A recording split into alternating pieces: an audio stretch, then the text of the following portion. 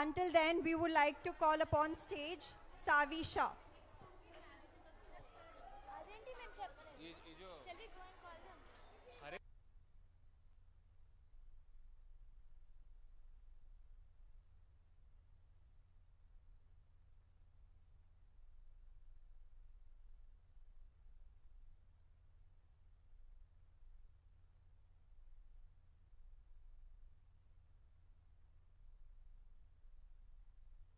Hello.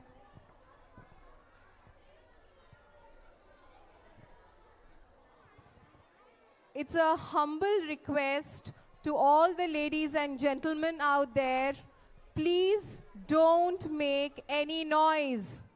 It's a humble request.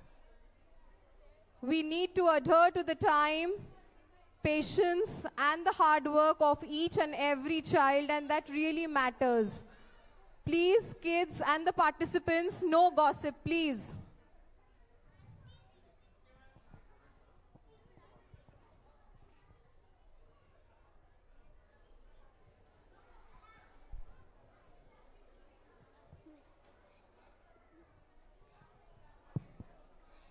Jai Jagannath everyone. Today I am going to sing the Shiv Tandav Stotram. So I am starting. जटाटवी गलज्जल प्रवाह पावितस्थले गले वलम्ब्यलम्बितं भुजङ्गतुङ्गमालिकां डमड्डमड्डमड्डमन्निनादवड्डमर्वयं चकार चण्डताण्डवं तनोतु न शिव शिवम् जटाकटाह सम्भ्रम भ्रमन्निलिम्प निर्जरी विलोलवीचि वल्लरी विराजमानमूर्धनि धगद्धगद्धगज्ज्वलल्ललाटपट्ट पावके किशोरचन्द्रशेखरे रतिप्रतिक्षणं ममः धराधरेन्द्र नन्दिनी विलास बन्धु बन्धु स्वरतिगन्त सन्तति प्रमोदमान मानसे कृपाकटाक्ष धोरणी निरुद्ध दूर्थरापति क्वचित् दिगम्बरे मनो विनोदमेतु वस्तुनिः जटाभुजंग पिंगल स्फुरत् फणामणि प्रभा कदम्ब कुङ्कुमत्रव प्रलिप्त दिग्वधूमुखे मदांग सिंधुर स्फुरत् वगुत्तरीय मेधुरे मनो विनोदमद्भुतं विभर्तु भूतभर्तरी ॐ नमः शिवाय सदाशिवं भजाम्यहं सदाशिवं भजाम्यहम् ॐ नमः शिवाय सहस्रलोचन प्रभृत्य शेषलेख शेखर प्रसून धूलिधोरणी विदुस्सरां कृपीठ भुजंगराजमालया निबद्ध जाट जुट्टक श्रियै चिराय जायतां चकोर बन्धुशेखरः ललाट चत्वरज्वलं धनञ्जय स्वलिङ्गभानि पीत पञ्चसायकं नमन्निलिम्पनायकं सुधामयूखलेखया विराजमान शेखरं महाकपालि सम्पदे शिरोजटानमस्तु नः कराल बाल पट्टिका धगद्धगद्धगज्ज्वल धनञ्जय आहुतिकृत प्रचण्ड पञ्चसायके धराधरेन्द्र नन्दिनी कुचाग्र चित्रपत्रक प्रकल्पनैक शिल्पिनी त्रिलोचने रतिर्मम नवीन मेघमण्डली निरुद्ध दुर्धर स्फुरत् कुहूनि शीथिनी तम प्रबन्धवद्ध कन्धर निलिम्पनी जरीधरस्तुनोत्कृत्य सिन्धुर करालिधान बन्धुर श्रियं जगद्धुरन्धरः ॐ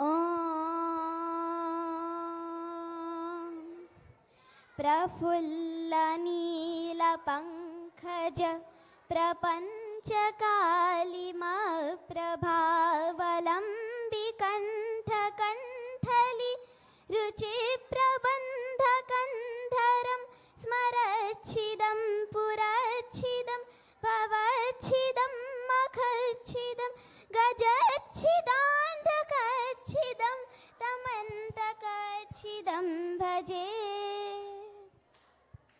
अखर्व सर्वमङ्गला कला कदम्ब मञ्जरी रसप्रवाह माधुरी रसप्रवाह माधुरी विजृम्भणा मधुव्रतं स्मरान्तकं पुरान्तकं